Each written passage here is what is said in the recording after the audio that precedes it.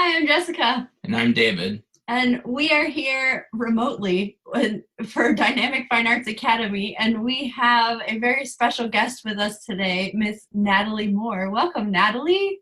Well, hello. I'm very excited to be here. It's nice to see people and Yes. to get to hang out for a while. Right Yay. on. We're so Well, glad you came to hang out with us today. yeah, this is the episode 8 of the Singer Soapbox, and it's today we're going to be talking about process, performance, and distance learning whenever it comes to music. And so we've got some questions we're going to ask of Natalie to share with us, and she's got some things that she's going to share too.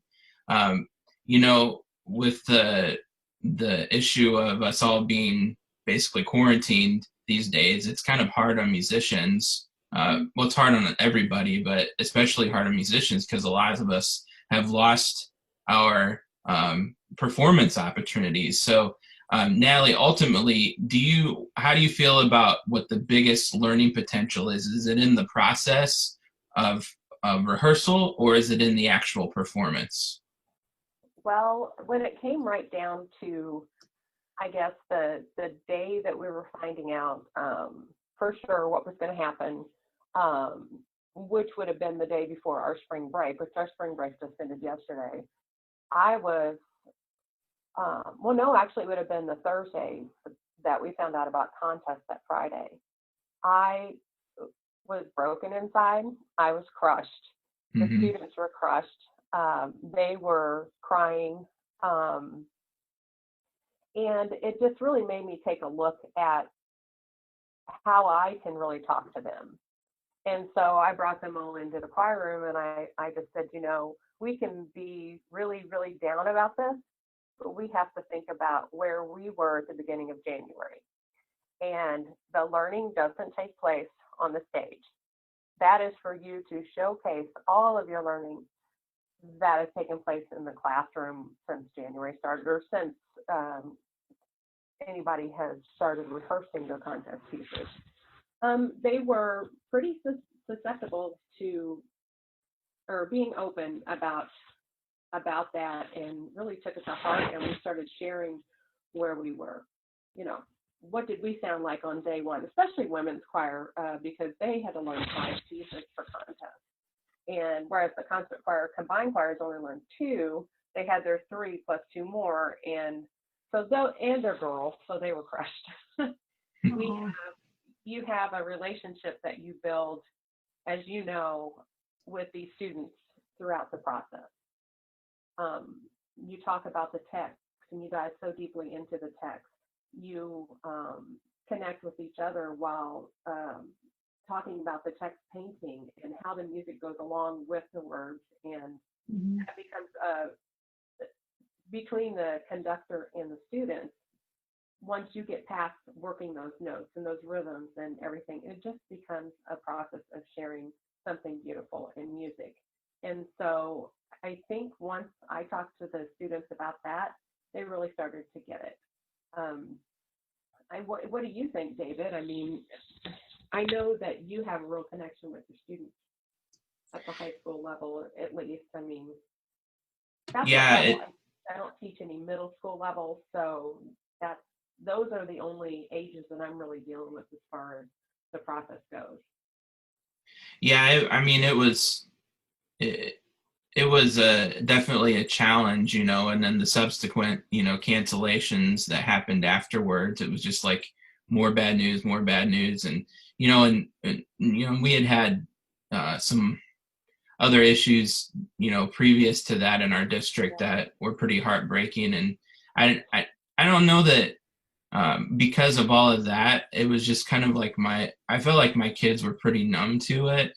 But they were upset, that they wouldn't get to perform that music. And I was too, because, they worked so hard on it. And I think that's the hardest part about this whole deal is, having those performances canceled, is you don't get to share it. And that's what so much of being a musician is about. Right. You're right. We learn in the rehearsal. We grow in the rehearsal as musicians. We share with each other if we're in a group music type activity. But it really is pretty heartbreaking to have those things, the performance opportunity taken away from us. Well, and there's a certain element of togetherness that you really have to appreciate, like I see all these things about virtual choirs right now because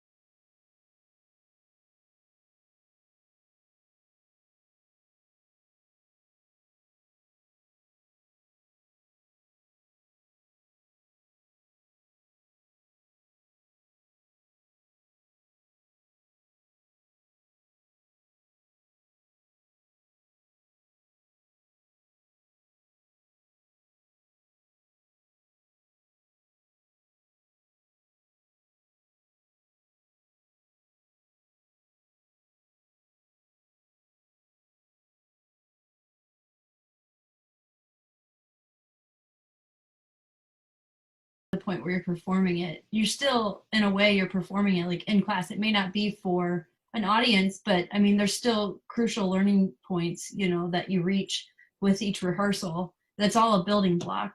And so, I mean, if anything, they're getting something, even if they don't get to perform it, they're still getting something out of it, like you're saying. Absolutely. And it's all important. I mean, everything we do is important every day.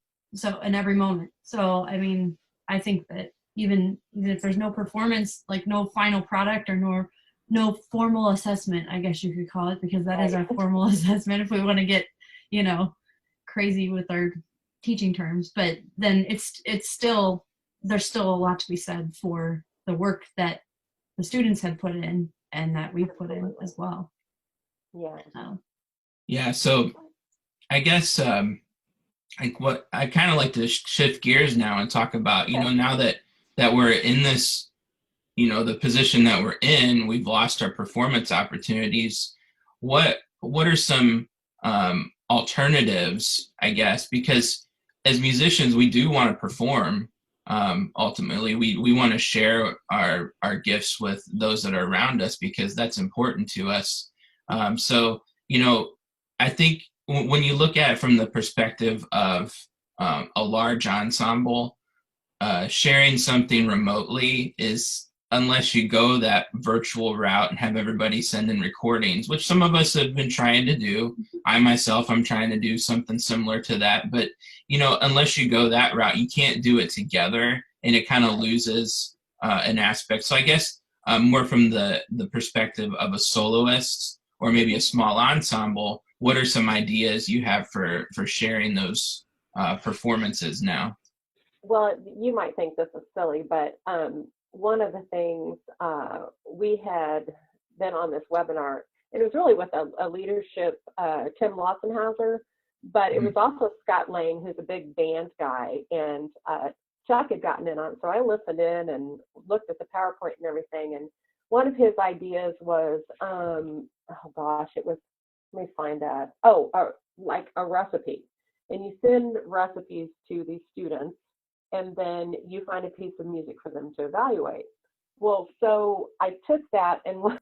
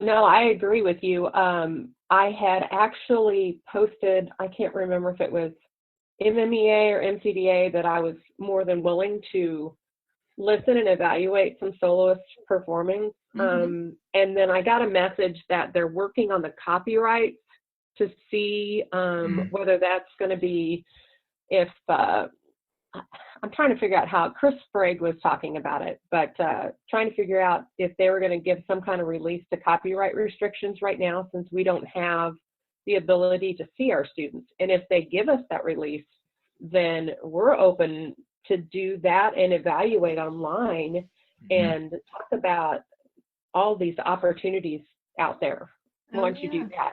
You know, sharing videos with each other and self-evaluating. And they can do that now. You know, they can record themselves and self-evaluate and, you know, send us videos through Flipgrid and we can evaluate them. But we have to be careful on those copyright rules because they're pretty strict. Yeah. You can get in big trouble if you're not careful. And then the other thing too is that I think it's after a certain date, then you have to pull it down, right? Like you got to take whatever you put online down or something. I'm not sure of the rules. As Chuck says, well, if I'm not, you know, if it's not something with purchasing music or avoiding purchasing music, then he's not going to worry about it. But we really do have to be careful. But he's also not on social media. He Mhm. doesn't post videos. I'm not sure I love him, but I'm not sure he knows how to do that. So if anybody was going to break a copyright rule, it would not be him. It would probably, you know what I'm saying? So. Yeah. Is he going to do that TikTok with you? Oh my gosh. I mean, hey, that's another really cool thing that you guys can do, the teachers out there, is I got on TikTok, not top, God, I'm on TikTok, and there I downloaded the app and I went through because I had all my pictures on my drive, and I created this little video of the kids through this year so far. And it literally took me 4 or 5 minutes. And then I shared it with them on the Facebook choir page, but I also sent it to them through the Remind 101 and put it on Classroom so that they can just see some pictures of their friends and things like that with a little, I don't even know what the song was, but it was real upbeat. And I've got a really great reaction from them. It's just fun things like that to get the kids, just help them feel good, because I can't imagine being them and sitting home and not getting to see your friends and hang out and things like that. So. Well, and I saw something too today, or maybe yesterday, somebody posted that said, even if you don't feel like, or if you're questioning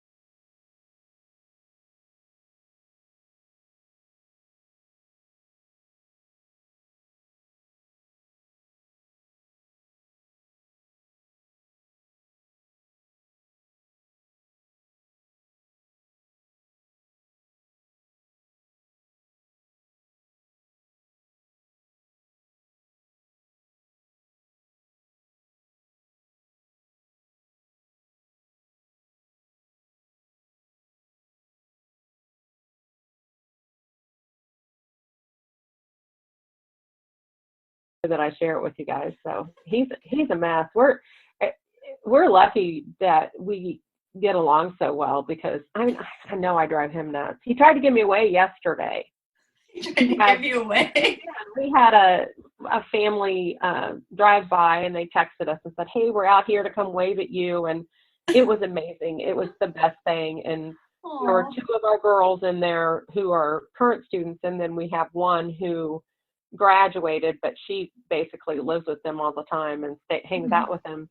But they came by and they said, "Well, you can come with us." And I looked at Chuck, and Chuck looked at me. He goes, and then they said, "But if she goes, she has to stay, because we're not bringing her back." And of course, as I call him, the mister was like, "Hey, have fun," and I was like, "Wait a second." At least someone loves you, right? That's right. My students love me. Well, most of them probably, but you know, there is this PowerPoint, from the webinar I was at the other day with Scott Lang and Tim Lotzenhauser, and they had. I was just going to read a couple of these things real quick because it might really help somebody out. Have the students program a concert, or it could be like for your studio kiddos, have them program or find two pieces that would go together well for contests, something like that. There was a music-based would you rather, like you could send out a would you rather remind every day. This is ways to think like a teacher but keep connected with the kids. And then send a picture of yourself practicing so that they see that you're singing and that you're doing the things that to keep your voice healthy. And then they talked about ways to think like a program director, an administrator, and a parent. One of the things that they said about parents, and this is a tough one because, my kids are in college. Well, Kelsey is, and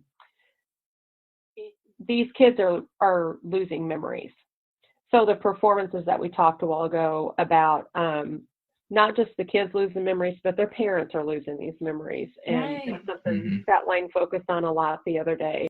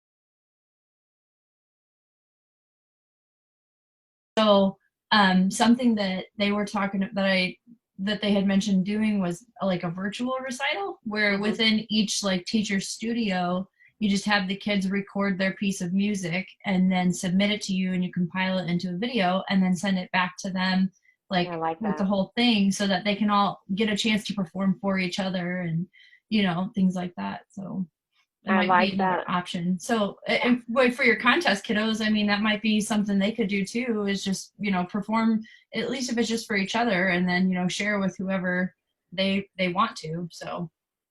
Yeah, that's a great idea. I like that.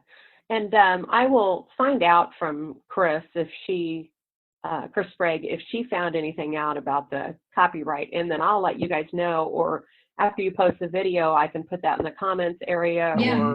or whatever, so that people know what's up with that. So. Okay, that'd be Anyway, great. Sounds good. Yeah. Well, it's a tough time, but the good thing about music teachers is that, you know, we are all in it for the kids and for the heart of the student, and want what's best for them. So I hope that, you know, some of this stuff helped. I know Scott Lang's stuff did. I don't know if mine did. Well, you're very helpful. Yeah. Well, you're very welcome, and I appreciate you inviting me, and hope that, you know, somebody gets some good information out of this and is able to help their students out. Yeah, we really appreciate you coming on and sharing all that today, because yeah, absolutely. It's even if, like I said before, even if you don't think it's going to help somebody, it might reach one person. And if it did that, then you know what, we've done our job. So yeah, so it matters. Absolutely. Right. That's right. All right. Well, Natalie, we appreciate you coming, or I guess you didn't come over today, but Stay Yeah, we can't home. do that. yeah, we Sorry. appreciate you doing this this video with us today. And if one of the viewers out there sees it, if you like it, then please like on Facebook and share it with your friends and family and get it out there, so that other people can benefit from it as well. And if you have comments to make, suggestions, please leave those in the comments. We appreciate all of those. And Natalie, do you have anything else you want to share before we sign off? No, I just exactly what you said. You know, if somebody has something out there to share, we're all here to listen and to learn. Yep. All right. We hope you all stay safe and stay healthy, and like David said, share a video, like it, subscribe, all the things, social media, and we will catch you on the next Singer Soapbox. Thanks for watching. Thanks. Take care. And Bye, thank you, guys. Natalie. You're welcome. Bye-bye.